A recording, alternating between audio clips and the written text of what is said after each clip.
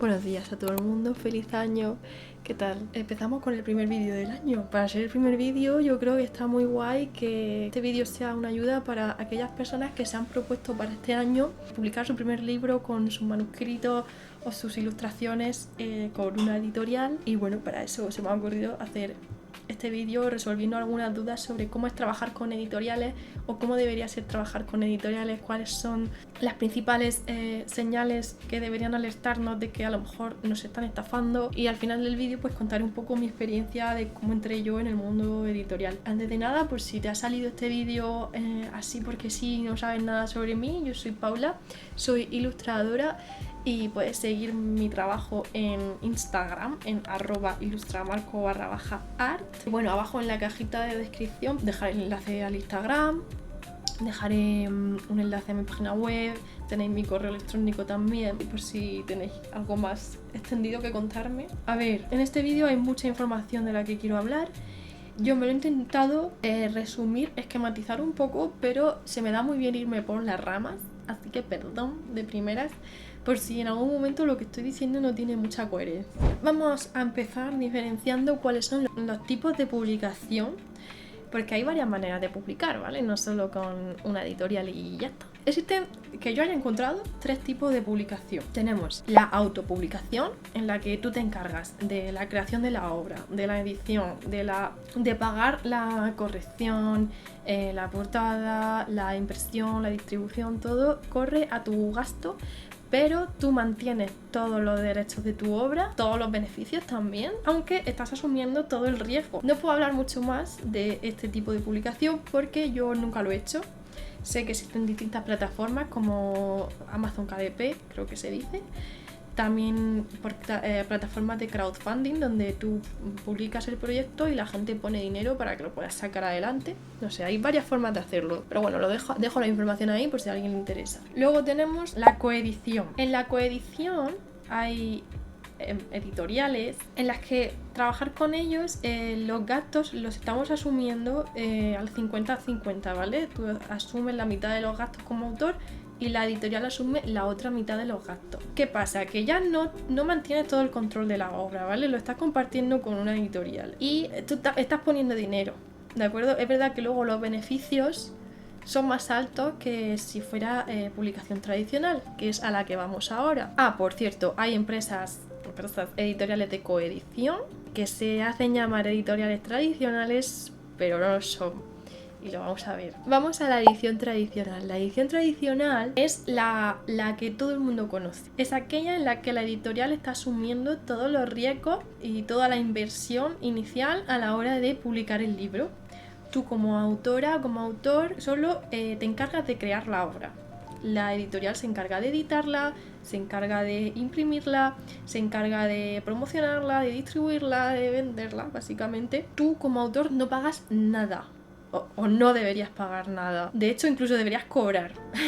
Bueno, deberías cobrar. Es un trabajo, ¿no? ¿Qué pasa? Que hay muchas editoriales disfrazadas de editoriales tradicionales, pero luego cuando te lees los contratos, que yo he leído algunos, entonces no me lo estoy inventando, hay una cláusula que te pone: debes vender tantos libros en 3 meses. Por ejemplo, ¿qué pasa? Que si no se venden esos libros en 3 meses, ¿quién tiene que comprarse sus propios libros? Tú, te va a tocar comprarte tus libros. Si los libros no se venden, quien está asumiendo el riesgo de perder dinero con esos libros es la editorial, no debería ser tú. Al final te están obligando a estar promocionándote y vendiendo tu obra, yendo a ferias del libro, a presentaciones de tu libro para recaudar ese dinero y no acabar pagándote tus propios gastos de edición. La editorial, ¿qué riesgo está asumiendo? ¿Qué está pagando?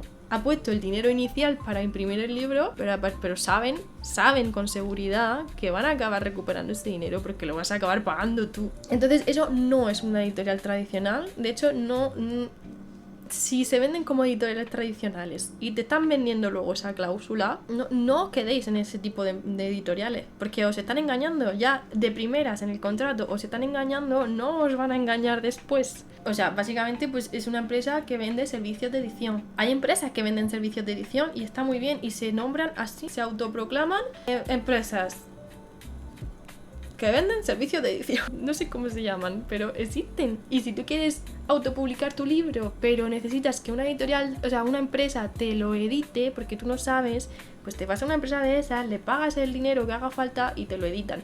Pero si te están vendiendo la idea de que estás publicando con una editorial tradicional y luego te están obligando a pagar, pues amiga, no, amiga, te están engañando, no van de cara y no se puede consentir. Bueno, otra red flag que me parece importante es una editorial que usa la IA generativa para sus portadas, para sus textos, para sus ilustraciones. ¿Qué problemas tiene esto?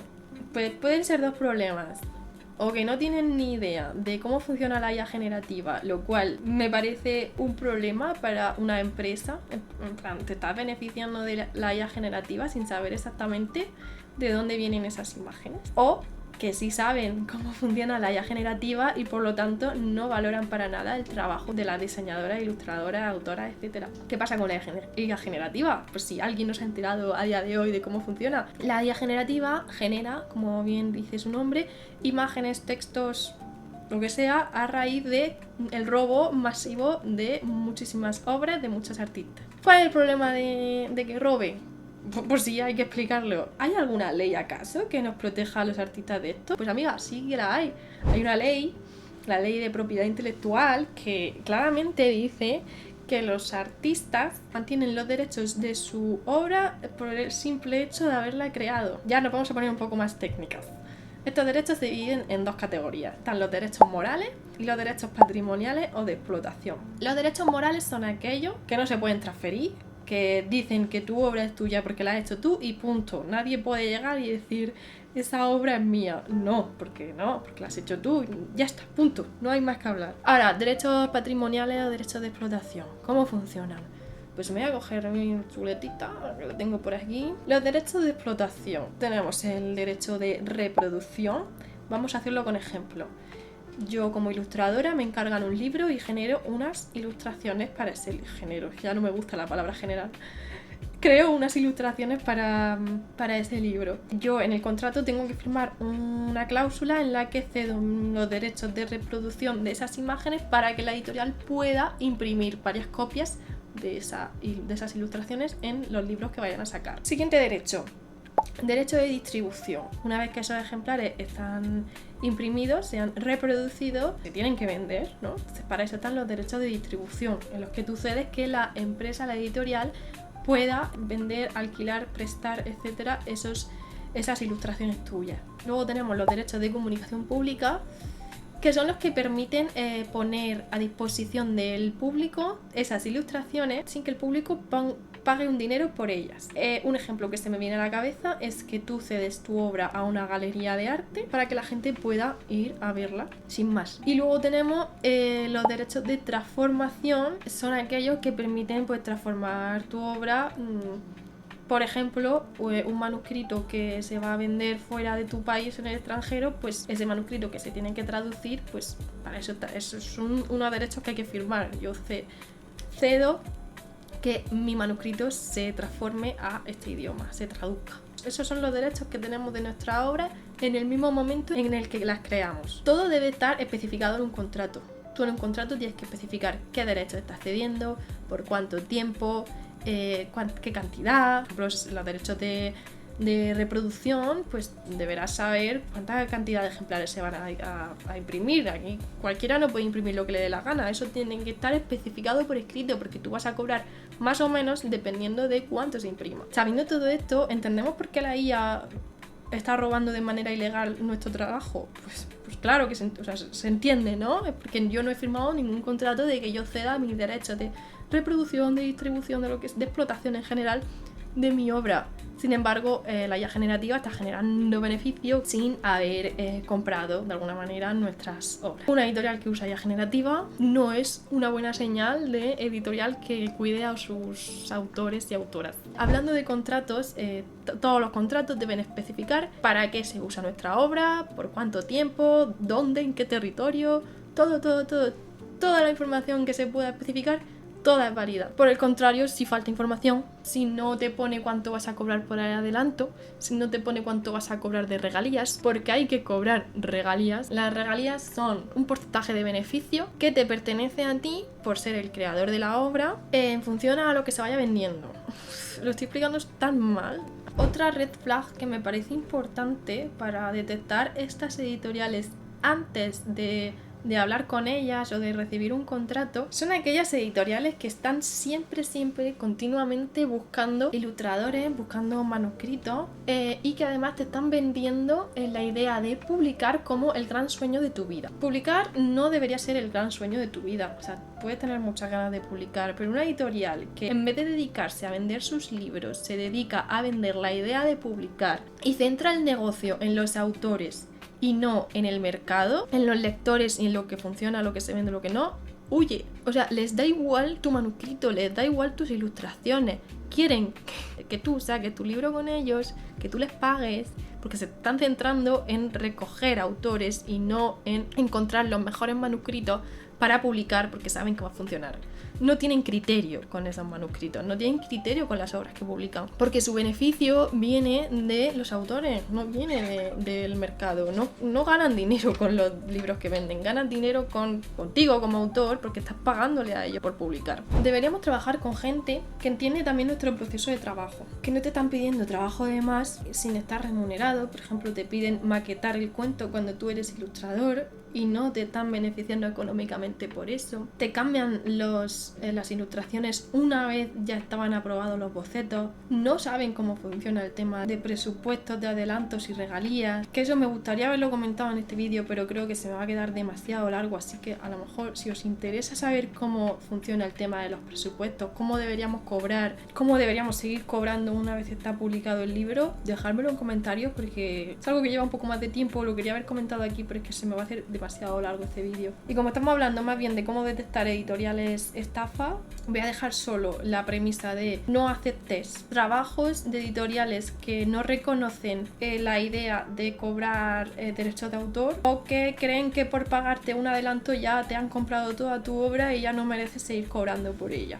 Decidme si os gustaría que hablara un poco más sobre eso, porque es algo que yo no conocía, Yo no conocía cuando empecé a intentar entrar en el mundo editorial y me parece interesante saberlo, sobre todo por ponernos en valor como trabajadoras. Estoy hablando mucho de editoriales, pero creo que también deberíamos hablar un poco de nosotras mismas, como trabajadoras, como ilustradoras. Creo que tener una obra publicada no es un derecho a exigirle a las editoriales. ¿Hasta qué punto podemos llamar logro a la idea de publicar un libro si nosotros estamos pagando por publicarlo? ¿Puede una llamarse ilustradora o autora si en vez de ganarte la vida con ello estás pagando por conseguirlo y no te estás generando beneficio económico, que es lo que debería ocurrir cuando trabajas de cualquier cosa? Al final hay que poner dinero del bolsillo para ser ilustrador o autor, pero claro, dinero de pues las inversiones en material, en formación, en dispositivos electrónicos, en las cuotas que hay que pagar por trabajar. Todo eso sí es una inversión que hay que poner que luego la tienes que recuperar con trabajo, pero tú no puedes poner dinero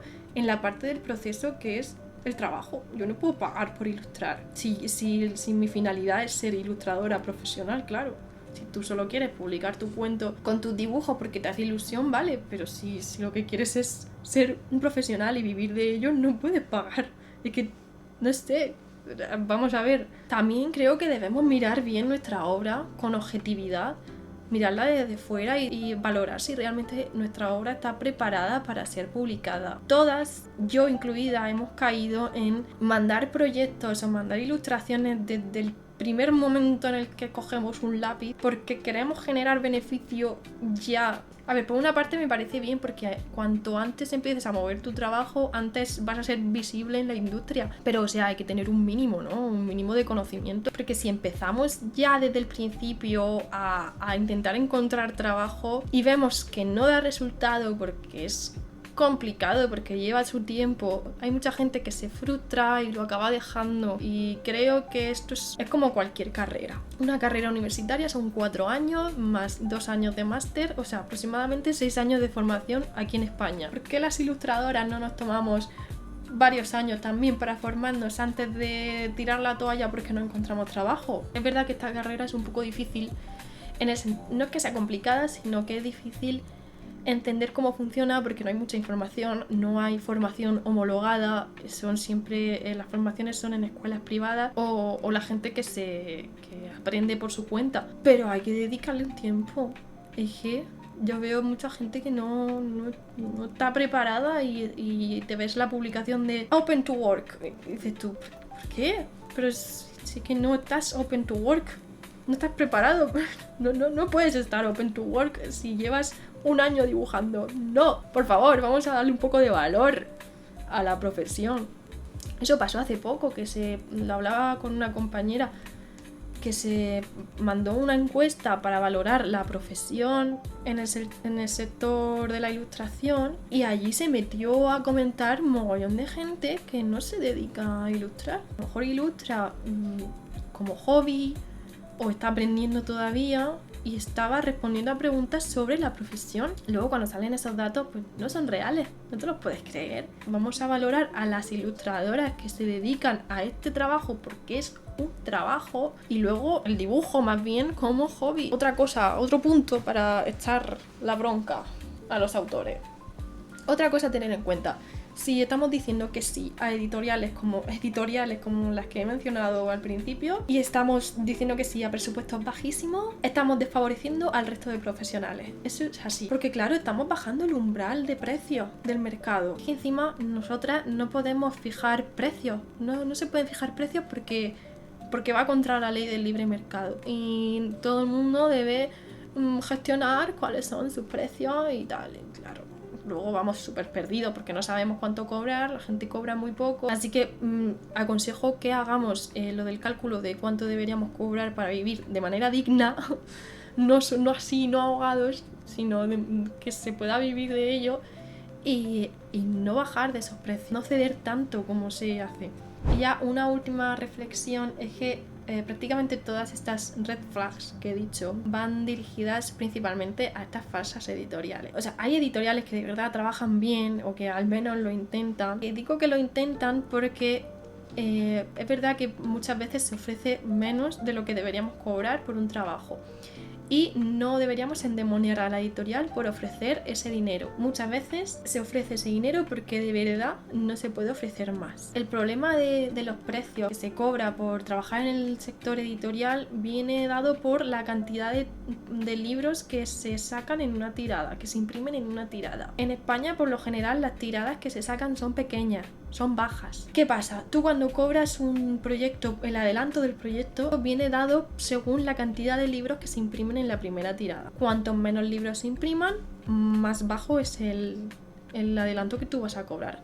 Cuantos más libros se impriman, más alto será ese adelanto. ¿Qué pasa con las editoriales? Que si imprimen mucho y luego no se vende, pierden mucho dinero. Entonces, para no pillarse los dedos, imprimen poco y por eso te pagan poco. ¿Es culpa de la editorial?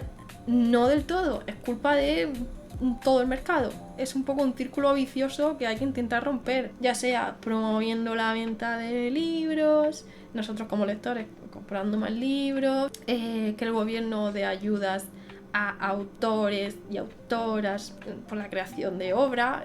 Por ejemplo, las ayudas que se dieron al cómic pues ha sido un paso muy grande en España por valorar más la profesión y valorar el trabajo de los autores y las autoras. Yo no tengo la solución, pero tampoco sabría decir quién es el único responsable de que esto funcione así. Conclusión, antes de trabajar con una editorial hay que valorarla, hay que leer muy bien el contrato y hay que poner en valor nuestro trabajo y todo lo que he estado hablando en todo el vídeo. Madre mía, qué chapa. He hablado muchas cosas técnicas, puede ser que haya muchas cosas que no se hayan entendido bien. Sí, por favor, decidme si hay algún punto en específico que no se entienda. Me lo decís y en otro vídeo lo extendemos un poco más para que sea más fácil de entender. Bueno, ahora que ya hemos charlado sobre la parte más técnica del mundo editorial, vamos a la parte interesante, creo yo, que es cómo entré yo en el mundo editorial. Mis inicios creo que se remontan a 2023. Todo comenzó con una publicación de Instagram de una editorial que ponía, buscamos ilustradores, tráete tu portfolio a la Feria del Libro de Valencia y te lo revisamos y tal. O era algo así, o ponía algo rollo, ampliamos nuestro catálogo de ilustradores. Daba a entender que estaban buscando ilustradores, sí o sí, eso seguro. Y yo dije, pues me voy para allá. Yo estaba en Madrid, el mismo día fui en el tren y volví solo para ir a la Feria del Libro. Me hice un portafolio, lo tengo por aquí. Me hice un portafolio tipo fanzine, ¿vale? Me hice una portadita y metí pues ilustraciones que estaba yo trabajando en aquel momento. O sea, son ilustraciones que a día de hoy no tienen nada que ver con lo que hago, la verdad. O sea, conservo ciertas cositas, no sé. Algunas cosas sí, pero o sea, para nada, ¿eh? Bueno, nada, unas poquitas ilustraciones, atrás lleva mi contacto y yo llevé esto a la editorial esta que buscaba ilustradores.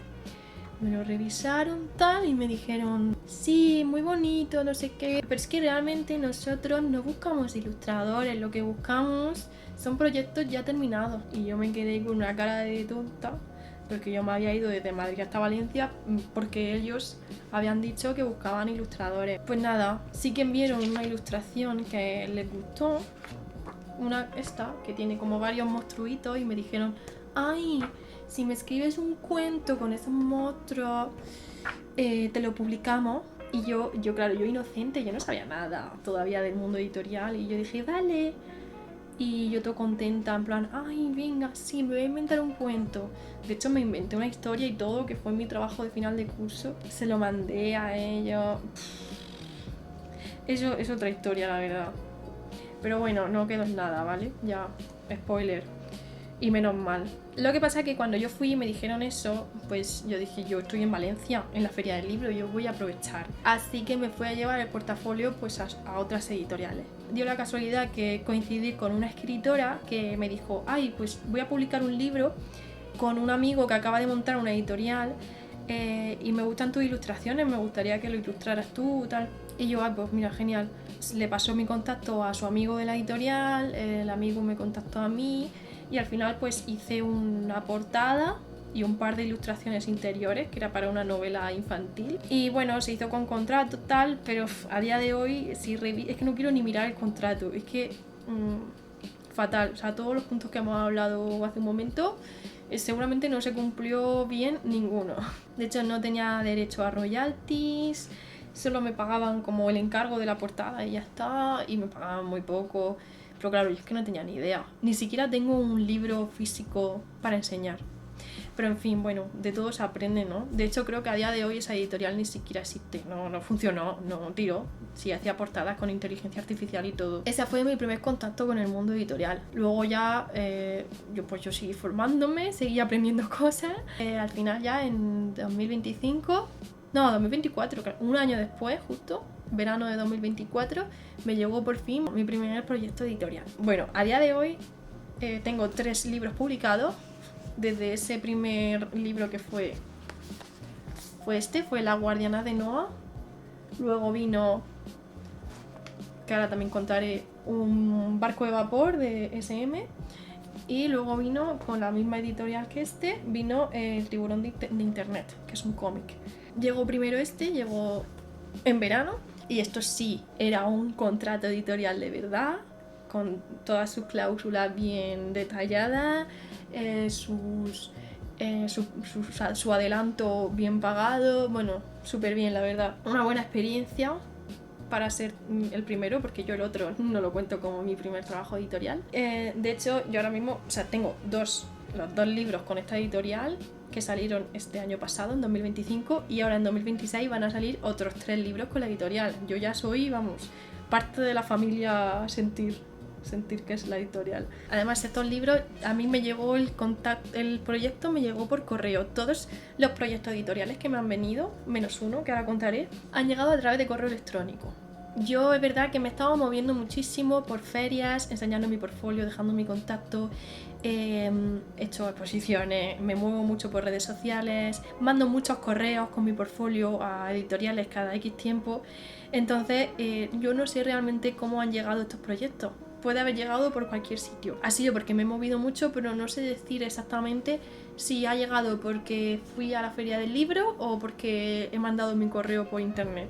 No lo sé. Y luego me llegó también el del barco de vapor, que llegó primero con otro proyecto para hacer una prueba. No la conseguí pasar, pero ya se quedaron con mi portfolio y a las 2 semanas o así de la prueba, pues me mandaron este proyecto para hacer. Salió el año pasado y este año estoy haciendo otro para el barco de vapor. Igual, no sé cómo llegó. Llegó un día un email con el proyecto y ya está. No sé realmente de dónde han sacado mi contacto. Así que yo os incito a mandar vuestro portfolio a través de cualquier medio que sea posible. Luego, el último proyecto con el que estoy es un cómic para Bélgica. Siempre digo que es para Francia, pero es para Bélgica. Pero se publicará en Francia también. Bueno, es un cómic que lo conseguí a través de la Feria del Cómic de Barcelona, de 2024 me parece, donde yo presenté mi portfolio para que lo revisaran los editores y las editoras. Y bueno, el portfolio es este. Este es el portfolio, ¿vale? Y aquí pues yo incluí distintos proyectos. Pues de todos estos proyectos, el que conseguí vender fue el último de todos, que lo metí porque dije, o sea, no tenía nada y dije, voy a meterlo, en plan, no pierdo nada por meterlo, ¿vale? Metí solo esta página, donde tenemos 3 personajes, aquí unos bocetillos de otros personajes y un poco la premisa de la historia, muy esquematizada. O sea, es que no teníamos ni el guión escrito ni nada, solo la premisa. Y encajó mucho con esta editorial, le gustó mucho, me siguió luego pidiendo más información del proyecto. Luego nos pidió hacer un pequeño dossier con algunas páginas de muestra, que de hecho la editora nos ayudó a preparar. O sea, era trabajo que ella no estaría cobrando y aún así nos ayudó. O sea, no sé, me siento tan afortunada de haber caído en manos de esta persona. Y ese dossier la editora lo presentó al director de la editorial y le gustó mucho y para adelante que fuimos. Y es con un proyecto con el que estoy ahora mismo. Y lo conseguí así, en una feria del libro, mandando de pura chiripa esta página simple, que nunca se sabe. Entonces yo os animo de verdad a meteros en todos los fregados que podáis, siempre y cuando la vida os dé, claro. Y perderle el miedo a vender vuestros proyectos a la gente, a venderlos en persona, a pedir ayuda, estar buscando contactos continuamente, porque es una profesión que es de ese tipo de profesionales que se mueven mucho por contactos. Y los contactos, muchas veces, si tú no tienes el contacto que te dé el contacto, te lo tienes que buscar tú sola. Y es lo que me ha pasado a mí, yo me lo he buscado yo sola y estoy muy contenta, la verdad, de lo que he conseguido. Y eso que acabo de empezar, o sea, todavía me queda mucho camino por delante. Así que nada, yo espero que todas estas recomendaciones os sirvan de algo. Supongo que es un vídeo un poco largo, muy técnico quizá, pero creo que puede ser interesante para las personas que quieran publicar o para las personas que quieran profesionalizarse en la ilustración editorial. Si tienes algún amigo o alguna amiga que sabes que quiere publicar pero va muy perdida, no tiene ni idea de por dónde tirar, qué información tener en cuenta, pues mándale este vídeo porque creo que puede ser útil. También me podéis comentar dudas que tengáis, cosas que a lo mejor no he dicho porque no se me ha venido a la cabeza o las he dejado un poco en el aire y queréis que la explique un poco mejor, pues en comentarios podemos solucionar muchas cuestiones. Y ya está, lo de todos los vídeos, si os suscribís me viene muy bien, si le dais me gusta, si comentáis, lo compartís, todo este rollo. Y nos vemos en el próximo vídeo, a ver si lo puedo hacer el próximo un poco más entretenido, porque este ha sido, vamos, una masterclass. Que empecéis el año con muy buen pie y que tengáis mucho ojo, mucho criterio, no le cedáis vuestro trabajo, vuestra obra, que de verdad nuestras obras son nuestros bebés, hay que mimarlos, hay que cuidarlos. Y no podemos cedérselo a cualquiera de cualquier manera, porque luego con el tiempo nos vamos a arrepentir. Así que nada, viva el arte, abajo la IA generativa y muchos besitos para todas. ¡Mua!